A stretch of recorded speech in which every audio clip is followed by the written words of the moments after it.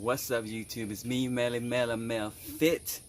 It is Friday, June 8th, 2018 here in beautiful Northwest Florida. In this episode, I want to do my 30-day update on my ketogenic diet and intermittent fasting results for the entire month of May. And let's get into it. So first of all, hope all is well with you and your families, and thank you for watching, and thank you for following me on my fitness journey.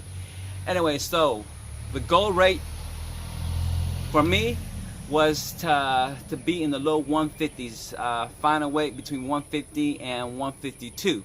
So I started off weighing 168 pounds, and did I accomplish my goal of going between 150 and 152? No, I did not. However, I did lose 11 pounds, so my final weight was 157.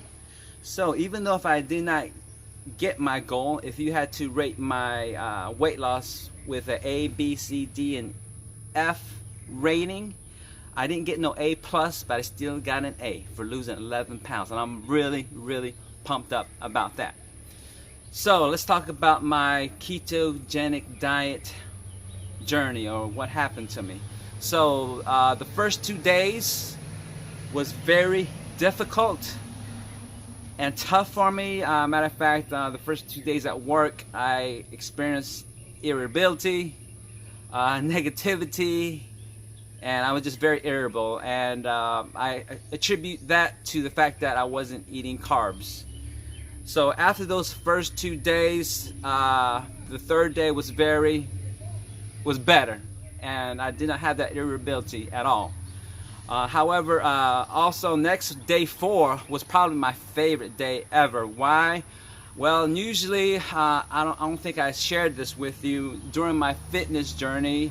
Even though if I lost 35 pounds, I wasn't able to progress and lose more. And the reason why, the one thing that stopped me was I would have these late night munchies like a pregnant woman. I would have these cravings for fast food. I would crave Crystals. If you live here in Florida, Crystals is a very popular burger joint that tastes so good at night.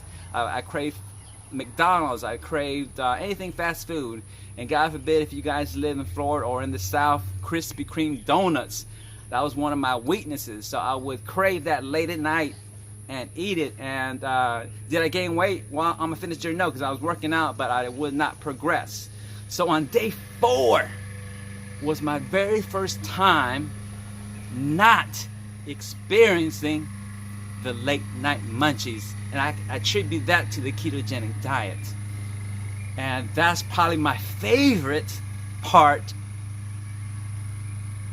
and highlight of this diet, that I have no more late night munchies. I'm very super excited about that.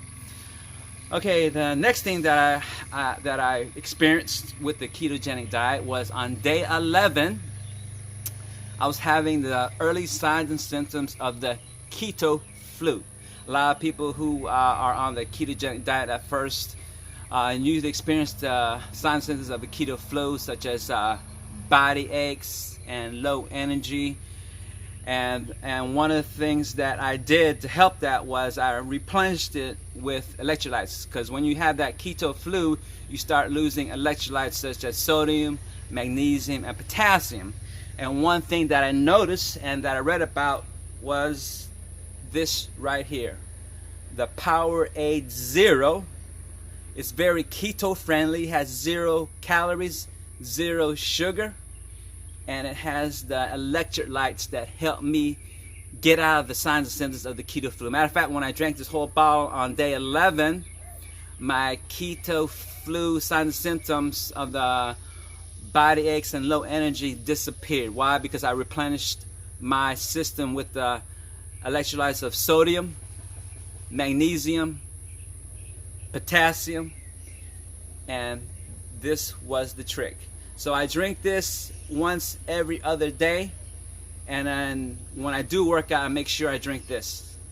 So if you're on the ketogenic diet, you're trying to avoid the keto flu, from my experience, the Powerade Zero is the perfect medicine, and you get at your local Walmart for a great price. I'll have to do a review on this one day. Next, actually that is it for the ketogenic diet update. So let's talk about the intermittent fasting. So intermittent fasting, as you know, when you do the intermittent fasting, you must skip breakfast to prolong that fasting period where where it's very crucial, where you're burning all that fat. So with the intermittent fasting, how did I do? Actually, I did great on it. The first day was probably tough because I'm so used to eating my breakfast. Usually once a day I would eat a nice big bowl of oatmeal, and that first day was kind of tough because I was kind of missing that oatmeal. However, day 2 was not bad. Actually, it didn't really faze me with me skipping breakfast.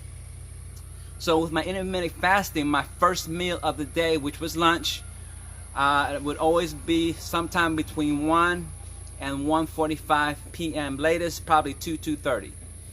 And I will eat my very first meal. And my second last meal, which is dinner time, would be sometime between 8 and 9 o'clock at nighttime. And the funny thing is, sometimes I would not eat for my dinner time. Why? Because sometimes I'm not really hungry with this intermittent fasting ketogenic diet combination. So a lot of times when I do eat my dinner, it would be just basically a healthy snack, such as a small salad or a small bowl of blueberries with a bowl of broccoli.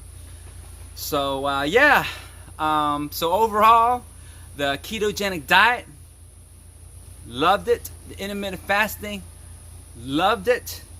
And will I continue this diet routine for the month of June? Guess what? I'm loving the results, and I will absolutely say yes, I will continue this ketogenic diet and intermittent fasting. Anyway, yeah, that is it for my episode. If you like this episode, mash that like button, and if you haven't already, subscribe and have a little comment on this video. And until the next episode, like always, keep moving, keep improving.